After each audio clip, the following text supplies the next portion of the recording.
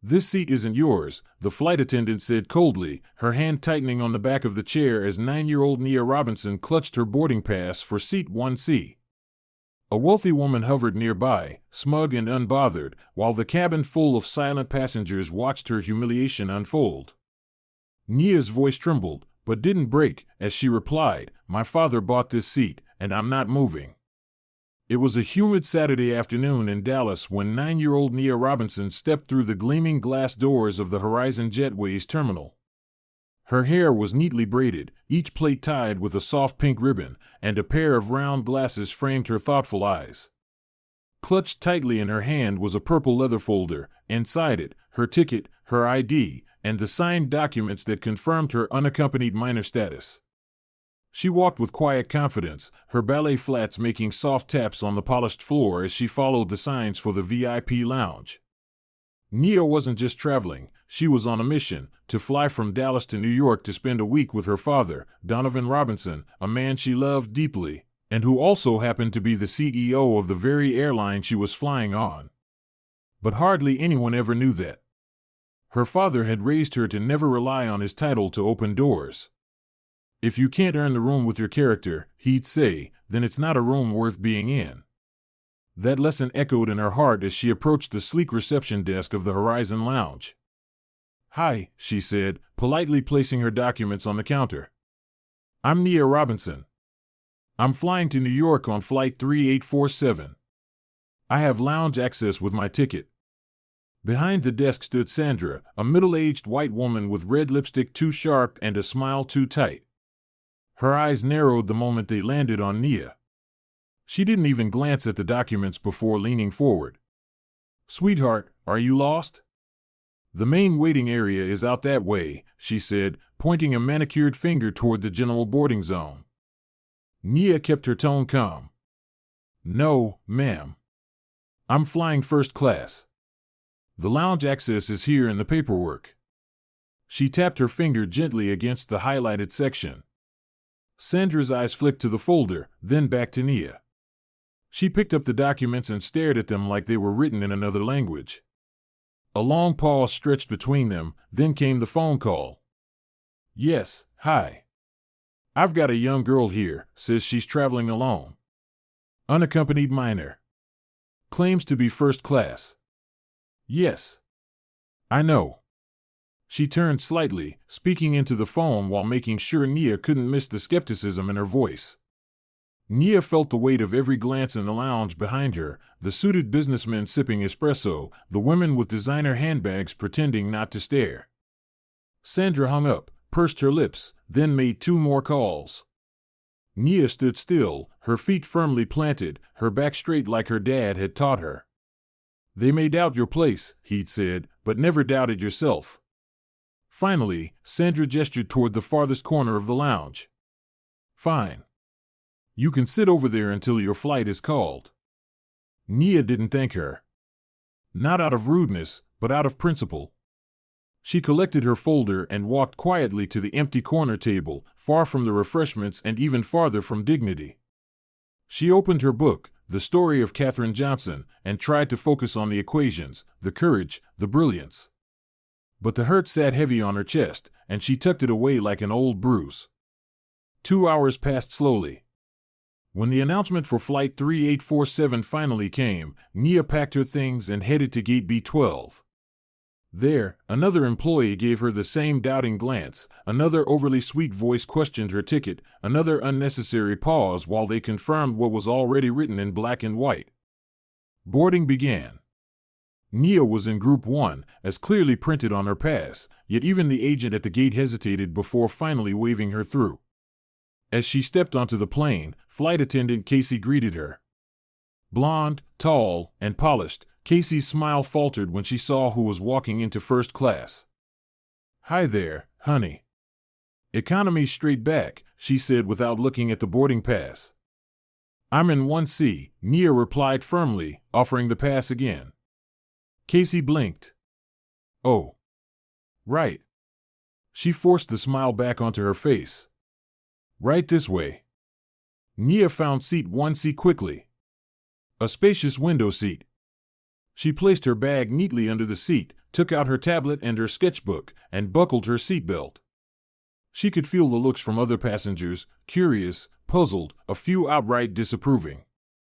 But she kept her eyes forward and opened her sketchpad. And then came Linda Preston.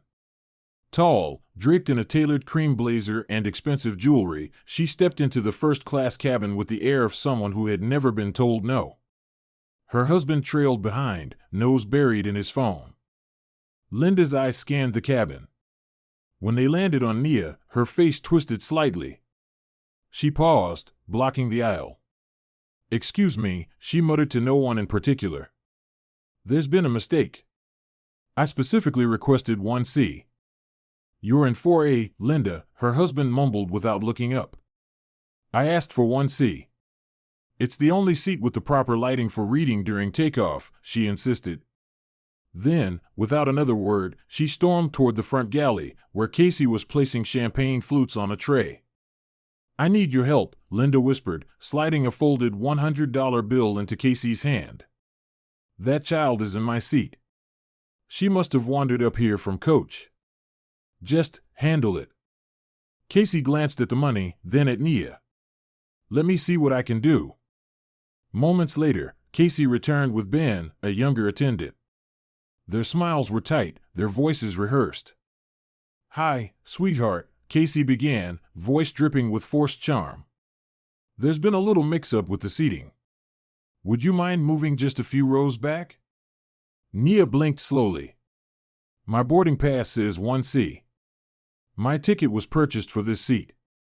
Ben leaned forward, tone patronizing. "I'm sure it's just a misunderstanding. Let's not make this difficult, okay?" "I'm not making it difficult," Nia replied. "I'm in the correct seat." Across the aisle, Linda cleared her throat loudly. Clearly there was an error. These things happen. Passengers began murmuring. One man muttered, "First class isn't for kids anyway." Casey's tone hardened. "We need to resolve this quickly for everyone's comfort." Ben reached for her bag. "Let me help you with your things." Nia clutched her sketchbook tighter. Her fingers trembled, but she kept her voice steady. "My name is Nia Robinson. My father bought this seat. I have the right to be here." "Let's go," Casey snapped, smile gone. And just like that, without further explanation, Nia was ushered out of first class. She was led through the business cabin and into economy. Her new seat, 28E, middle row, between two strangers. Her backpack was stowed above her, out of reach, just like her dignity. She sat still, staring straight ahead. The weight of judgment, of dismissal, of being told without words that she didn't belong, crushed her like the pressure of altitude. Back in 1C, Linda settled into Nia's seat with smug satisfaction. "Much better," she said, sipping the champagne Casey offered. No one spoke up. No one intervened. No one even looked ashamed. Except for one woman. Mrs. Estelle Green, with her silver curls and law books in her handbag, had watched everything from row 1A. Without a word, she reached for her phone and pressed record. She had seen injustice before. She had fought it in courtrooms. And she knew one thing for certain, this story was far from over.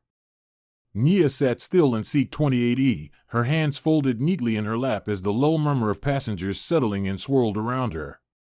She was flanked on one side by a man in a too-tight t-shirt who had already claimed the armrest and spilled halfway into her space, and on the other by a woman scrolling through emails on a tablet, earbuds firmly in place. No one spoke to her. No one looked at her.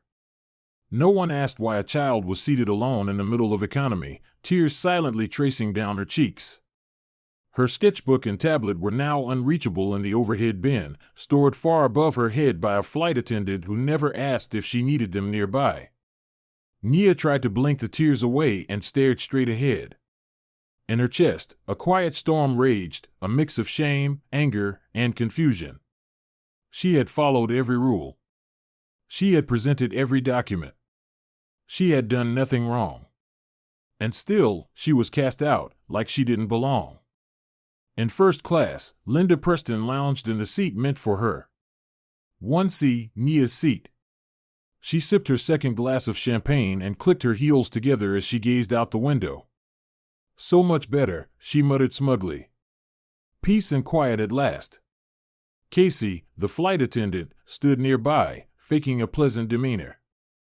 But there was a nervous twitch in the corner of her smile, a flicker of unease that had begun to settle into her stomach. 24 minutes had passed since boarding was supposed to be completed. The aircraft door remained open. The jet bridge still attached. Passengers began glancing at their watches. Murmurs of impatience spread like static through the cabin. Then the door opened again.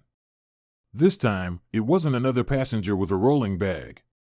It was Rachel Kim, Horizon Jetway's Vice President of Passenger Experience, in a tailored navy suit and flat shoes that clicked against the jetway with purpose.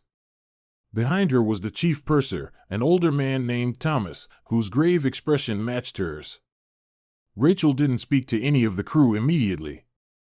She marched down the aisle past business class, her eyes scanning the rows of economy passengers. She stopped at 28E. Miss Nia Robinson? Her voice was calm, but not gentle. It had weight to it. Authority wrapped in velvet. Nia looked up. She hesitated, unsure whether this was another test, another adult ready to doubt her. Yes, she said softly. Rachel gave a brief nod and extended her hand. We need you to come with us. There's been a correction regarding your seat. Around them, several passengers looked up. One man adjusted his glasses. A young couple exchanged curious glances. Nia didn't speak. She simply unbuckled her seatbelt, slid out of the tight space with her small shoulders squared, and followed Rachel. The walk back through the plane felt like walking through a tunnel of eyes. People turned in their seats. Some looked confused. Others uncomfortable. No one smiled. No one clapped. But everyone knew something was happening. When they reached first class, Rachel paused beside seat 1C, now occupied by Linda Preston. Rachel's face was unreadable, but her tone turned sharp. Mrs. Preston, may I see your boarding pass, please? Linda barely looked up. There must be a mistake. The flight attendant assured me this seat was available.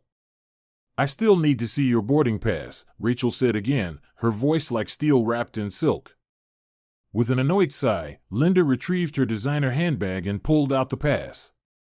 There. Seat 1C. Like I said. Rachel took the slip of paper, studied it for no more than 3 seconds, then held it up for the nearby crew to see. This is for seat 4A in business class, not first class. You were not assigned seat 1C. The cabin went silent.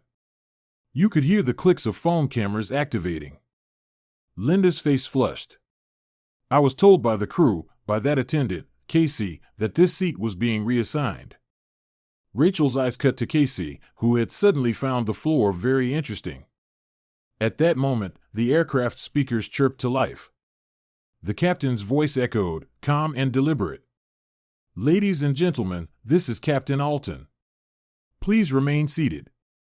Our departure will resume shortly. We now have a brief announcement from Horizon Jetway's CEO. A second pause. Then, another voice came through. A deeper voice, slower, more deliberate, and full of gravity. Good afternoon. This is Donovan Robinson, CEO of Horizon Jetways. Heads turned. Backs straightened. Even the air in the cabin seemed to pause. As many of you may know, my daughter, Nia Robinson, was a passenger on today's flight. She holds a fully confirmed first-class ticket, purchased legally and correctly for seat 1C. She was removed from that seat by members of our flight crew following an unauthorized request and an unacceptable act of bribery. Linda's face went pale. Casey took a step backward. Ben disappeared behind the galley curtain. At Horizon Jetways, Donovan continued, we have a zero-tolerance policy for discrimination of any kind. We also have a zero-tolerance policy for bribery and the compromising of passenger assignments. As of this moment, the crew members involved are being removed from duty, and the passenger who unlawfully took seat 1C will be removed from the aircraft and permanently banned from all Horizon flights. Gasps echoed through the cabin. A woman clutched her pearls. A businessman lowered his newspaper slowly. Security officers stepped into first class. "Mrs. Preston," one said, "please gather your belongings." "This is insane." Linda barked.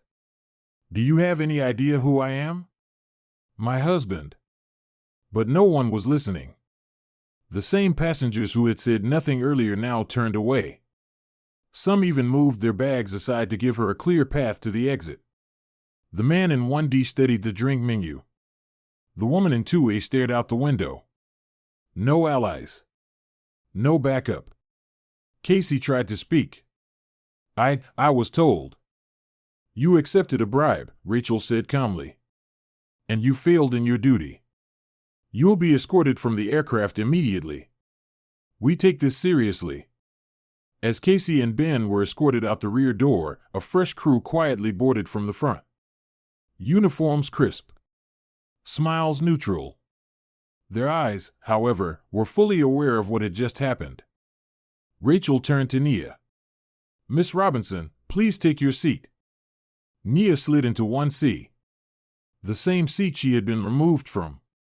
She placed her sketchbook back on the side table. Her hands no longer trembled. She looked calm, composed, and unbothered. Mrs. Estelle Green, who had witnessed everything and filmed every moment, rose from her seat in 1A. "May I join you, Miss Robinson?" Nia smiled. "Yes, please." As Mrs. Green sat beside her, she leaned in and whispered, "Your father must be proud. And you handled that with more grace than most adults I know." Nia simply nodded. One by one, passengers who had stayed silent now passed by with quiet acknowledgments. A woman offered a magazine. A man placed a chocolate bar on her tray. Another said, "I'm sorry. I should have said something." Nia accepted each gesture with a polite nod. She said nothing. She didn't need to.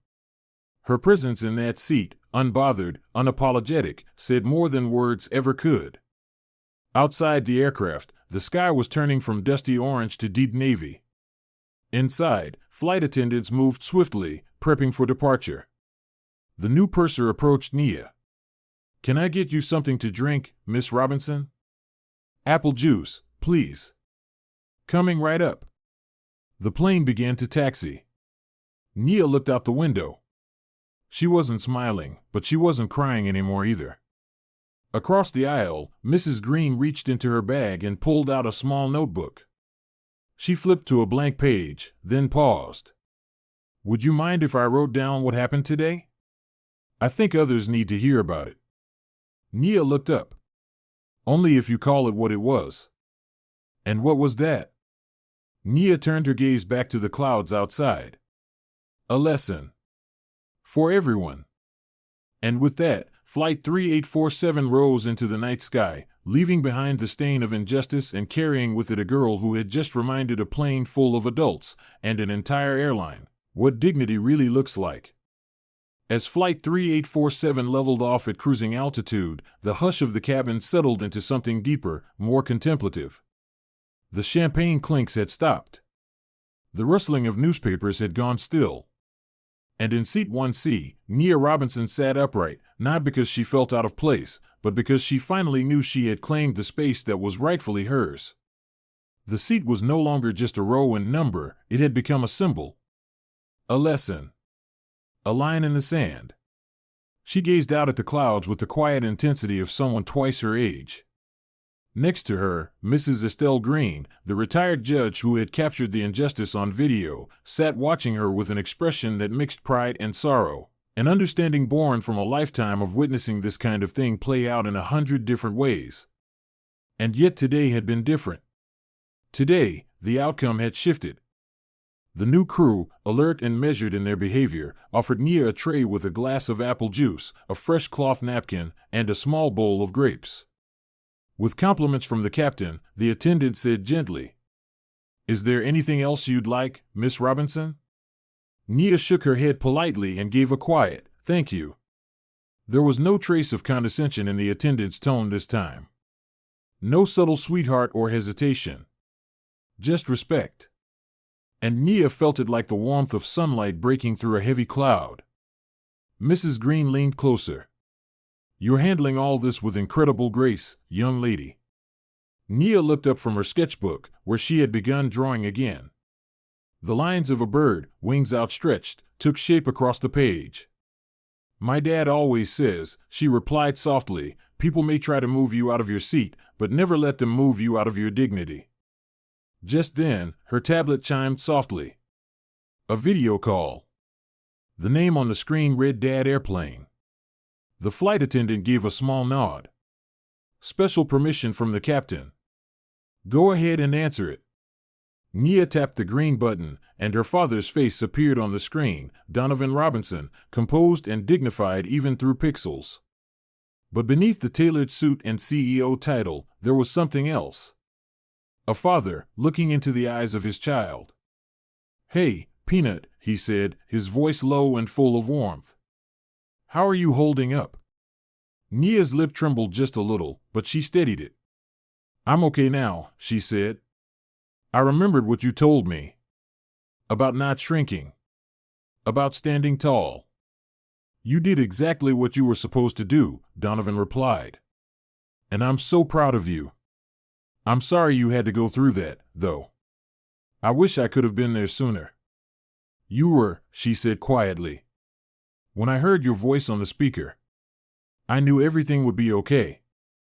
Donovan's eyes softened. "What happened today wasn't just about you, Nia. It was about a system that still hasn't learned how to treat people fairly.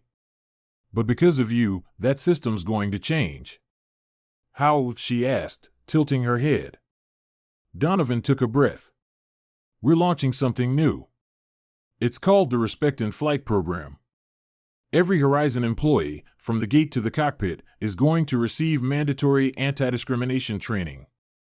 We're also creating a role at every major airport, passenger advocates. They'll be there for moments like today, to intervene, to listen, to protect." Nia's eyes widened slightly. "Because of me?" "Because of what you endured," he corrected. "Because of how you carried yourself. Your story matters, Nia. And now it's going to help make sure other kids, and adults, don't have to go through what you did." There was a pause between them, heavy with meaning. Then Nia asked something she hadn't dared ask before. "Would you have done the same thing if I wasn't your daughter?" Donovan's gaze didn't waver. "That's the question I've been asking myself since the moment this happened," he admitted. "I want to believe I would have. That I would have spoken up for any child, any person being mistreated. But the truth is, it's easier to see injustice when it happens to someone you love. And that's why we need systems. Not just good people." Nia nodded slowly. "Because good people can look away." Donovan smiled sadly. "Exactly. But systems can be designed to never blink." "I want to help," she said. "You already are." A chime signaled the plane was beginning its descent. Donovan glanced to the side, then back. "We'll be landing soon. I'll be waiting at the gate. I can't wait to see you. You made me proud today, Nia Robinson," he said one last time before the screen faded to black. The captain's voice returned over the PA. "Ladies and gentlemen, we are beginning our initial descent into New York's JFK International Airport. The skies are clear, the local time is 3:45 p.m., and the temperature is a pleasant 72 degrees. Please return your seats and tray tables to their upright position as we prepare for landing." Nia put away her tablet. Her hands were steady now. Her posture relaxed. She wasn't just returning to New York, she was arriving with a story that would ripple far beyond the fuselage of that aircraft. The wheels touched down with a soft bounce, and the aircraft coasted to the gate. But something strange happened next. No one stood up. The usual rush to open overhead bins and jockey for the aisle didn't come. People remained in their seats, glancing toward 1C. It was Mrs. Green who broke the silence. She rose first and gestured toward Nia. "After you, Miss Robinson." Nia stood, her chin high, her steps measured. As she walked down the aisle, people made room for her. Some whispered apologies. Others simply bowed their heads. And one man, who had earlier said nothing while she was forced from first class, whispered, "I should have spoken up." Nia paused, looked at him, and said quietly, "You still can." For the next person. The jet bridge opened. There, waiting just past the glass doors, was Donovan. No entourage. No fanfare.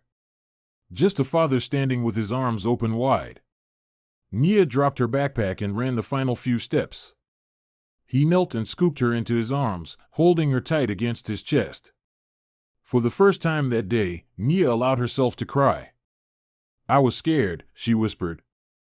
"I know, baby. But being brave doesn't mean you're not scared.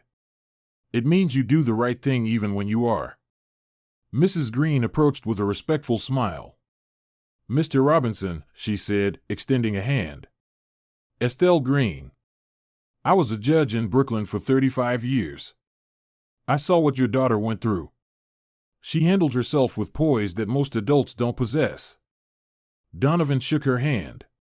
"Thank you for being there for her. And thank you for recording it. That footage will help make sure this never happens again on any of our flights." She nodded. "I spent my life fighting for civil rights in court. But what I saw today, what Nia did, was the best kind of justice. Personal. Unyielding." Together, they walked into the terminal. On a nearby wall was a large digital screen. A New Horizon Jetways campaign was being launched, the Respect in Flight program, because every passenger deserves to be seen. Nia read the words, then looked up at her dad. "It's real." He smiled. "It's just the beginning." 6 weeks later, Nia stood in front of her 5th grade classroom at PS 143 in Brooklyn. It was career day. Most kids brought their parents or their parents' tools, a chef's hat, a firefighter's helmet, a laptop bag. Nia brought a story. "My dad runs an airline," she began, her voice clear and steady. "But I'm not here to talk about airplanes. I'm here to talk about what happens when people try to make you feel like you don't belong, just because you're small, or young, or look different." Her classmates leaned forward. Even her teacher, Miss Alvarez, looked misty-eyed. She held up a drawing she'd made, a young girl with braids, sitting proudly in seat 1C, surrounded by clouds. "I learned that your dignity isn't something anyone gives you. It's something you protect. And sometimes, you have to fight for it. Even if you're only 9. The room erupted into applause. And in the back of the classroom, Donovan Robinson stood silently, hands in his pockets, tears in his eyes. His daughter hadn't just flown across the country. She had flown straight into history, on her own wings. What happened to Nia Robinson is not just a story about a child and a seat, it's a story about identity, dignity, and the quiet but powerful act of standing your ground in the face of injustice. Nia didn't yell. She didn't argue. She didn't threaten anyone. But she stood firm. At just 9 years old, she showed us something that far too many adults forget: dignity is not up for debate. When you know who you are, you don't have to shrink yourself to make others comfortable. You don't have to apologize for existing in spaces you've earned the right to occupy. The world will test you. It will question whether you belong.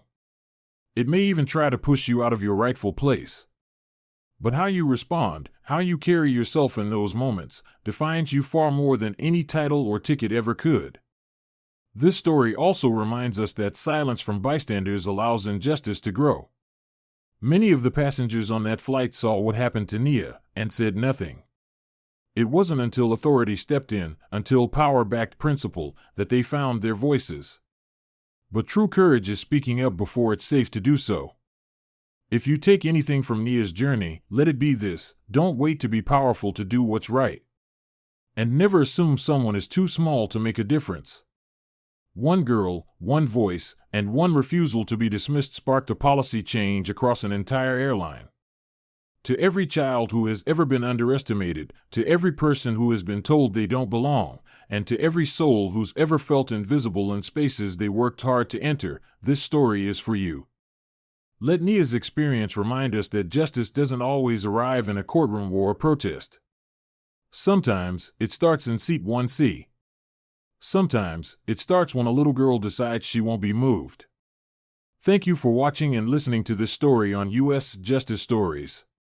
If Nia's courage inspired you today, we invite you to hit that subscribe button, share this video with someone who needs to hear it, and leave a comment below telling us what dignity means to you. Type the word respect in the comments if you believe that no one, no matter their age, color, or background, should be treated as less than. We appreciate you being here, and as always, thank you for standing with us and telling stories that speak truth, spark change, and restore justice.